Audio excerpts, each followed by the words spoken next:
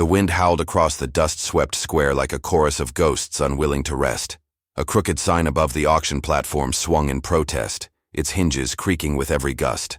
Horses whinnied nervously, boots shuffled in the dirt, and the smell of sweat, tobacco, and tension hung thick in the midday heat. A small crowd had gathered, men with hollow eyes and whiskey breath, waiting to laugh, jeer, or maybe spend their coin on something, or someone, they didn't need. The auctioneer's voice cracked like a whip, loud and theatrical.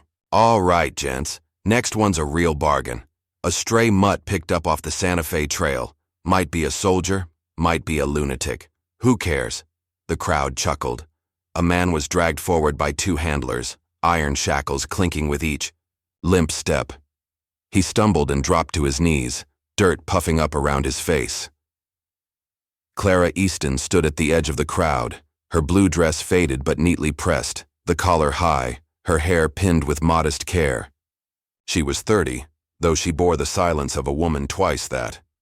The laughter around her seemed distant. Her eyes were fixed on the man now kneeling on the platform, his chin tucked to his chest, dark hair matted, skin the pallor of long fever. He was broken, and yet not shattered. "Hell, let's start at $1, the auctioneer announced, laughing. "That's less than you paid for that mule, Chuck." More laughter. Someone whistled. The man on the platform didn't move. His wrists were raw where the iron bit. There was a cut on his temple, dried blood trailing through stubble. He wasn't just defeated. He'd been discarded. 50 cents. Someone barked to more laughter. Clara stepped forward. $10. It was not shouted, not even raised. But the moment her voice cut through the clamor, it silenced everything. Heads turned. The auctioneer blinked. $10? She nodded once, her voice calm as the surface of a still pond. "In silver." The crowd erupted. "10 for that? You gonna marry him or bury him? Lady, you sure he ain't got cholera?" The auctioneer raised his eyebrows, leaned on the railing. "You sure about that, miss? You want to pay $10 for a near-dead sack of bones?" Clara met his gaze without flinching. "He's worth more than you'll ever know." The laughter died again, this time into something like unease. The handlers glanced at each other, confused. No one bid against her. The auctioneer hesitated, shrugged. "Sold," he muttered. "To the lady in blue." $10. She stepped forward and handed over a small pouch. The coins clinked like tiny declarations of war.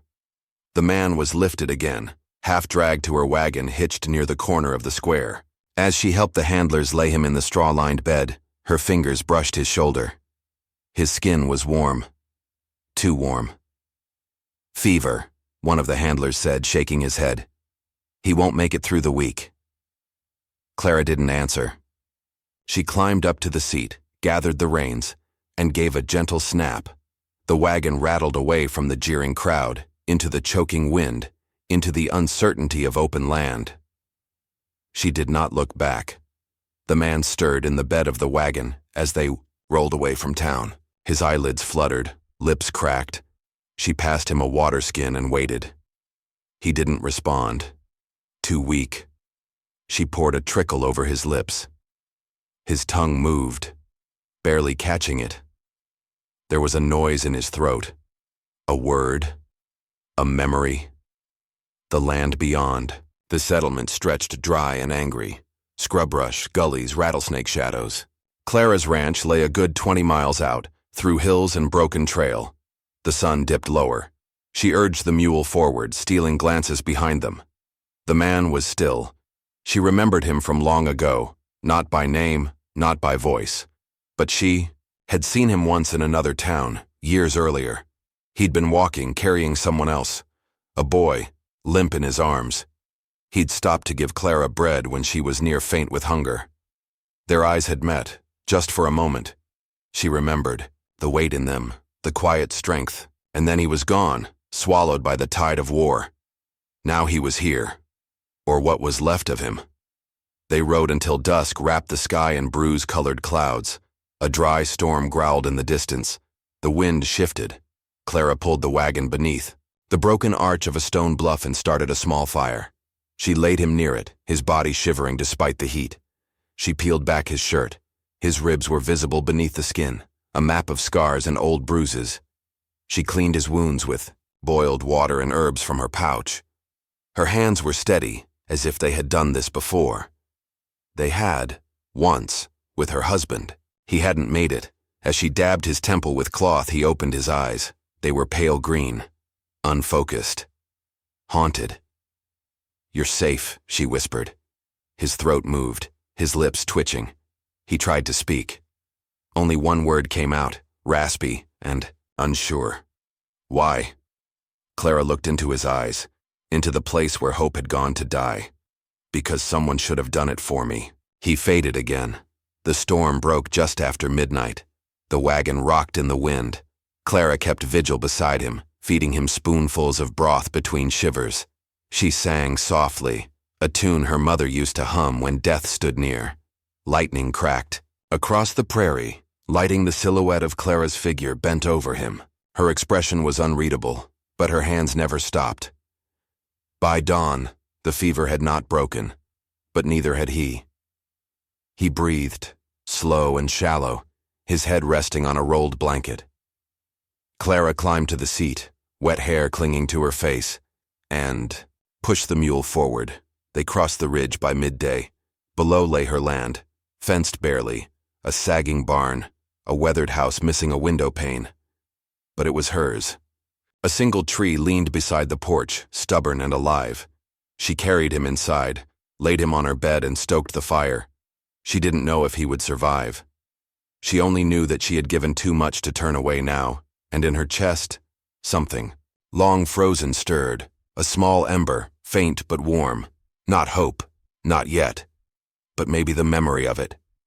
The wind had gone still in the days that followed, as if the land itself held its breath. Inside the small ranch house, dust danced in golden shafts of morning light.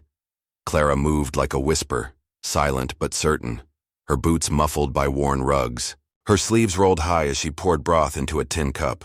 The man lay still on the bed, barely more than a shadow among the quilts. His fever had ebbed, but only slightly. He hovered somewhere between waking and oblivion, too weak to rise, too stubborn to die. Clara spoke little. She wasn't used to noise.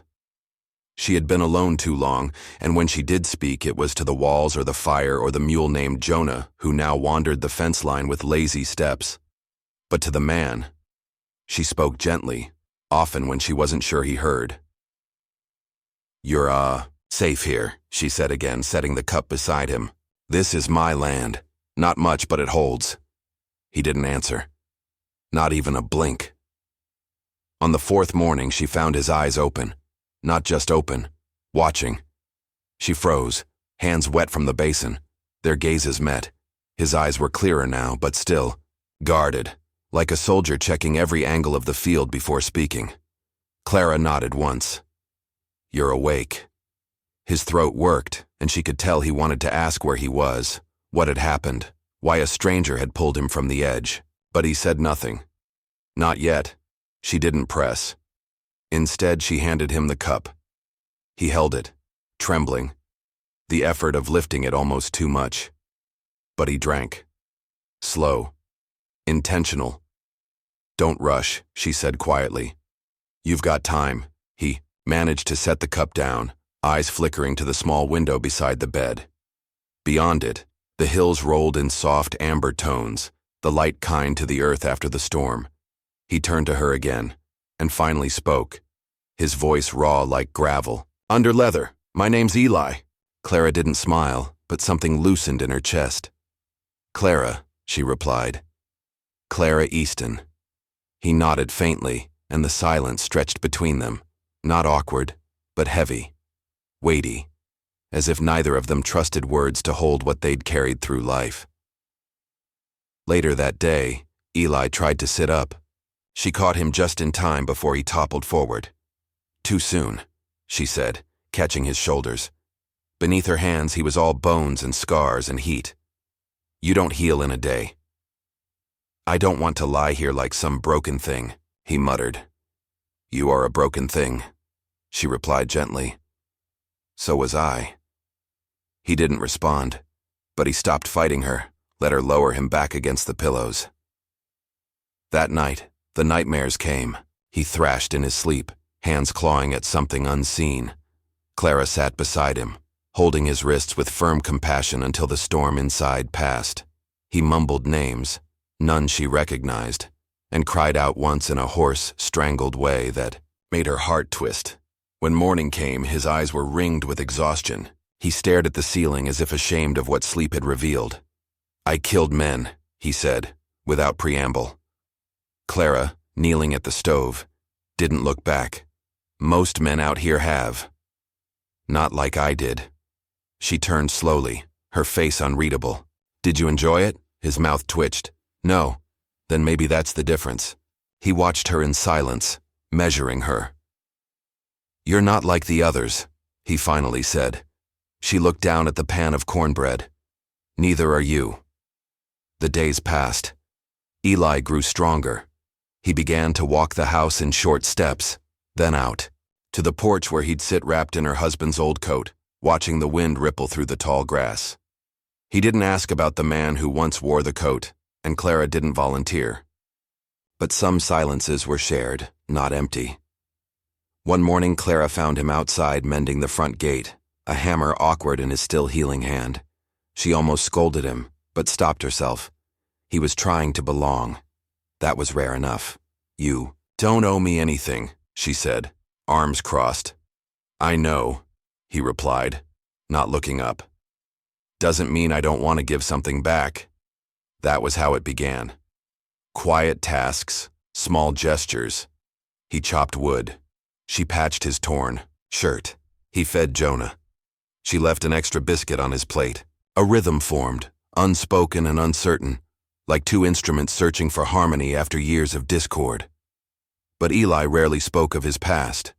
Clara knew there were pieces missing in his story, fragments he kept locked tight beneath that worn exterior. His gaze would drift toward the horizon and hold there, like he was watching someone who never returned. One evening, while the fire cracked low and the sky blushed purple, Clara sat at the edge of the porch. Eli sat beside her, quiet. "Was it the war?" she asked finally. He didn't answer at first. "No," he said. "That ended long before I lost myself."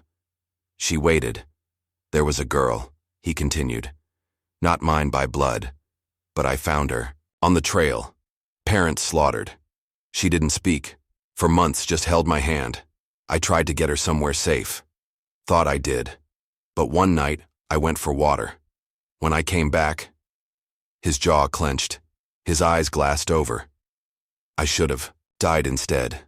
That would have been justice." Clara didn't reach for him. She didn't touch his arm or offer hollow comforts. She simply sat beside him and whispered, "The land doesn't give justice, Eli, just breath and time."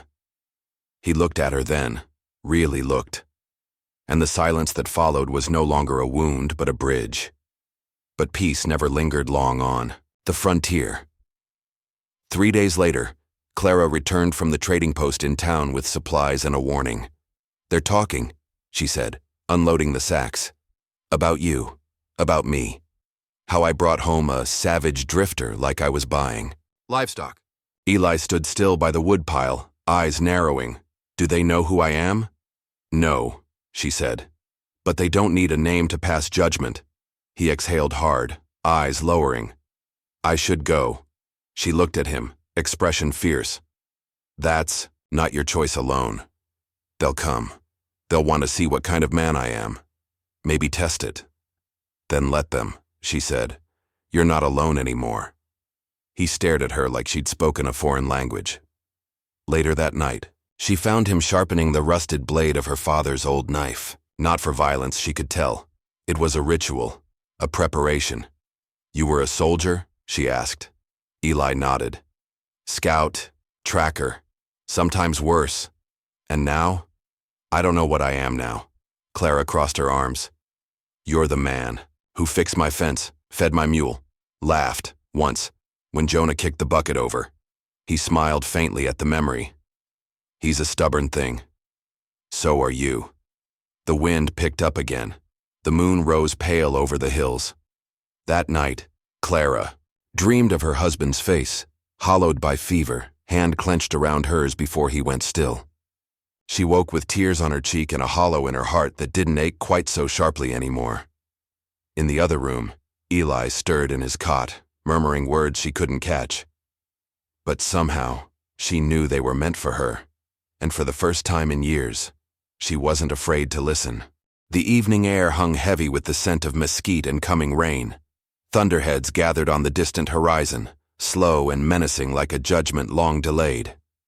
Eli stood by the split-rail fence, hammer in hand, but his eyes weren't on the nails or the wood. They were on Clara. She moved through the field, her hands deftly checking the ryegrass, sleeves rolled, hair pulled back in that no-nonsense knot she always wore. She was grit and grace, stitched together by losses she never named. He hadn't told her yet, but the strength was coming back to him. Each morning he woke a little earlier, his legs steadier, his thoughts clearer. But the silence inside him, the place he'd buried the worst of it, was harder to shake. She stirred it without even trying. Her presence forced him to feel, and some days that felt like the greater danger. Clara noticed his watching. She straightened, wiped her hands on her apron, and walked toward him, boots whispering through the dry grass. "You're thinking too loud," she said. He smirked faintly. "Sorry." She leaned against the fence beside him, her arm brushing his. They stood close enough to share breath but not quite touching again. "I'm trying to figure out what happens when someone like me starts thinking about someone like you," he murmured. She turned her head slowly. "Someone like me?" "You fix what's broken. You feed strays. You sleep beside ghosts and don't flinch. You remind me what it's like to want things again." Clara didn't answer right away. The quiet stretched, thick with things unspoken. "I never wanted to want again," she finally said. "It hurts less to be alone."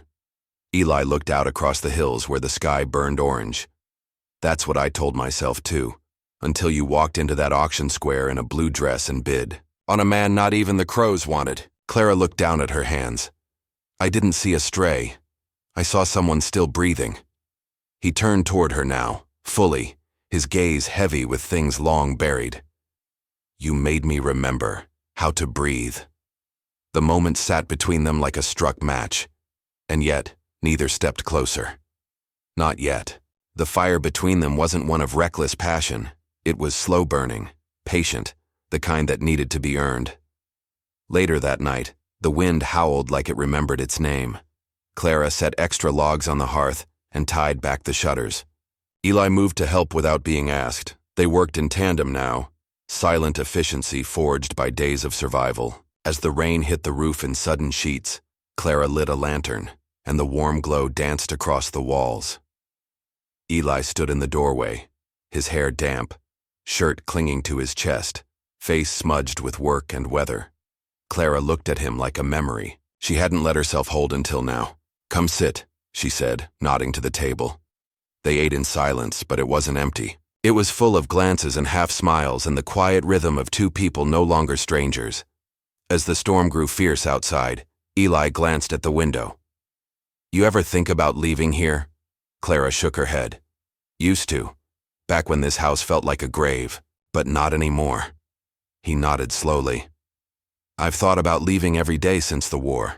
Thought I had to keep moving, or I'd rot from the inside out. And now?" His eyes met hers across the lantern glow. "Now I don't want to. Miss your voice in the morning." Something fragile cracked in Clara's chest. She rose, took his plate, and set it in the basin. Her back was to him when she said it. "My husband's name was Joseph. He died in this house. Fever took him slow. I nursed him till the end, thinking if I held on tight enough, I could stop it. I couldn't." Eli stood, not moving closer, just listening. "I promised myself I'd never let another man die in that bed. When I bought you, part of me thought I was breaking that promise." "You didn't," he said softly. She turned then, tears catching light in her eyes but no weakness in her voice. "I didn't save you, Eli. I just gave you a place to choose whether to keep breathing. And I did," he said, "because you were here." They stood in the hush of the storm, both of them trembling, not from fear, but from the sheer weight of honesty. "I want to touch you," he said, voice low, "but I won't unless you ask me to." Clara stared at him, every muscle taut with memory and longing and fear. Then, without speaking, she stepped forward. She reached up, her hand finding the side of his face, fingers brushing the line of his jaw. That was all the answer he needed. Their kiss wasn't perfect. It was uncertain, bruised by the past, hungry with old sorrow, but it was real. His hands framed her waist gently, and hers tangled in the back of his shirt as if she needed proof he wasn't a dream. When they broke apart, her forehead rested against his. Outside, the storm eased to a slow patter. "We don't have to be whole," she whispered. "We just have to keep waking up." He nodded, breathing her in, and keep choosing.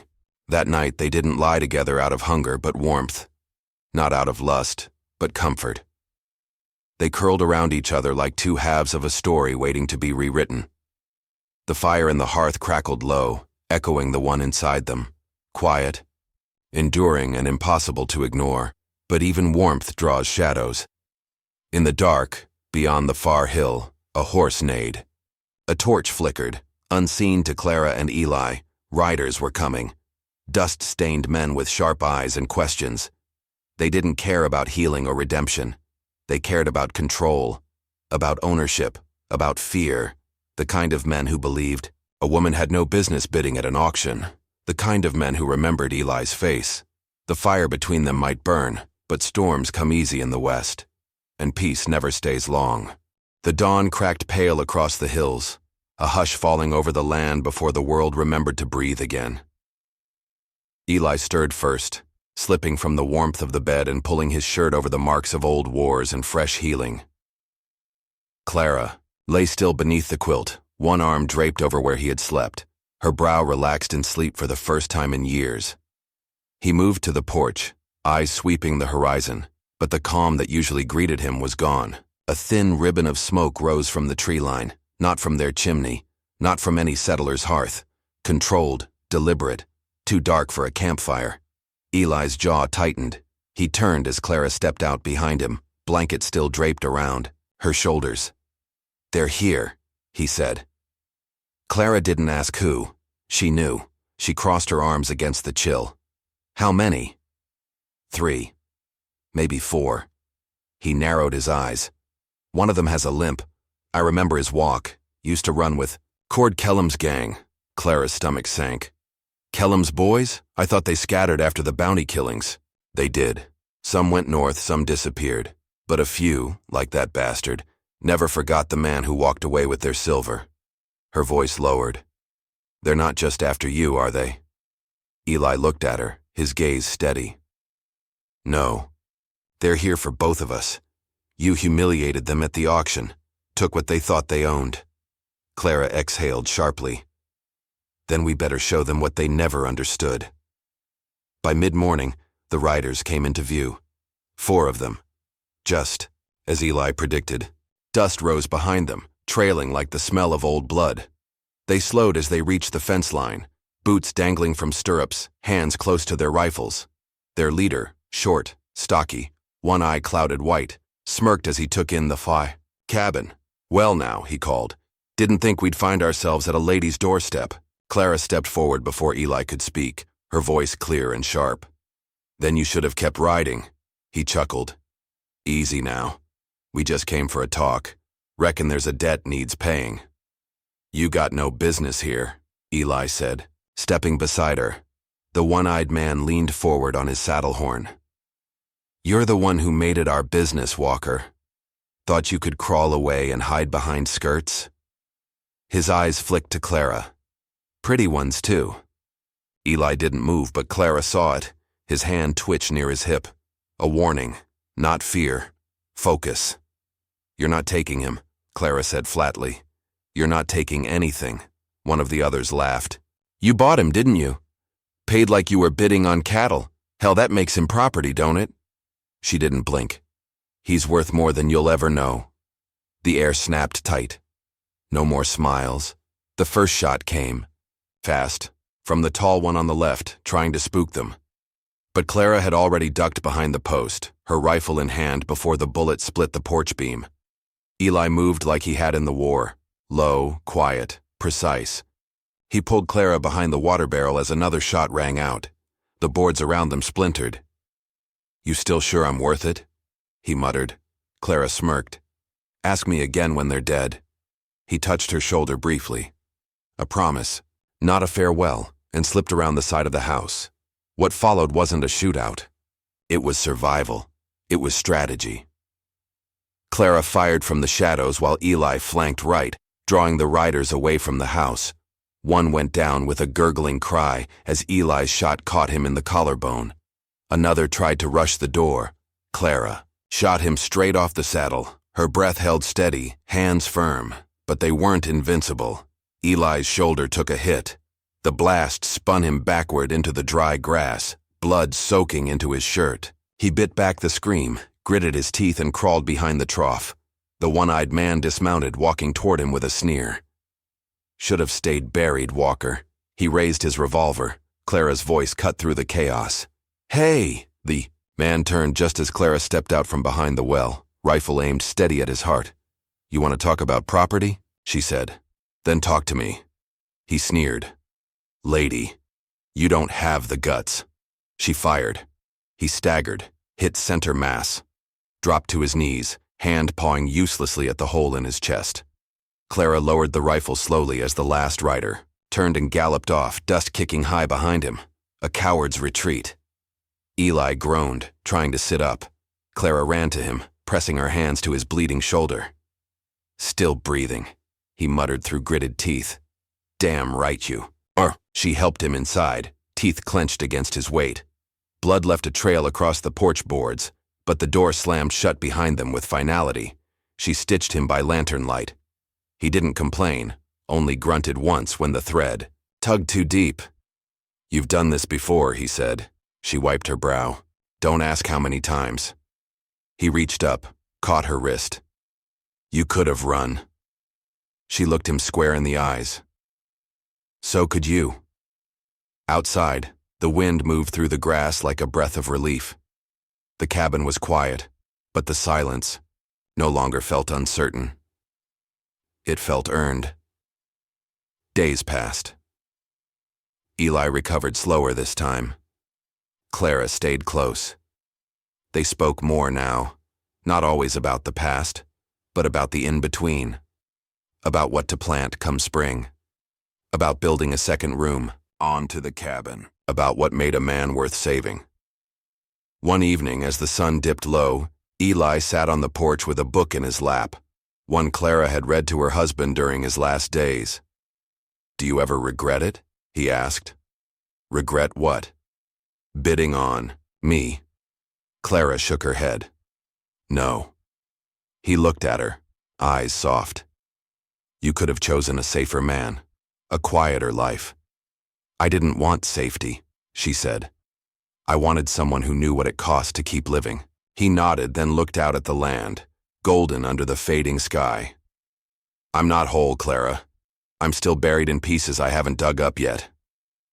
"Then let's find them together." He reached for her hand. She took it. That night, the stars returned, sharp and bright, the kind that made you believe something watched over you, even if it stayed silent. The cabin held two shadows in the window now. Not broken things, not property, just people, scarred and stubborn, daring to keep choosing one another in a world that offered nothing freely. Out there, the land would never be gentle. But inside the firelight, they found something close to peace. And sometimes, that was worth more than anything a man could name. If this story gripped you the way a frontier storm grips the land, don't forget to like, comment, and subscribe. For more tales of courage, love, and redemption, what do you think makes a person truly worth saving? Tell us below, and we'll ride again, together.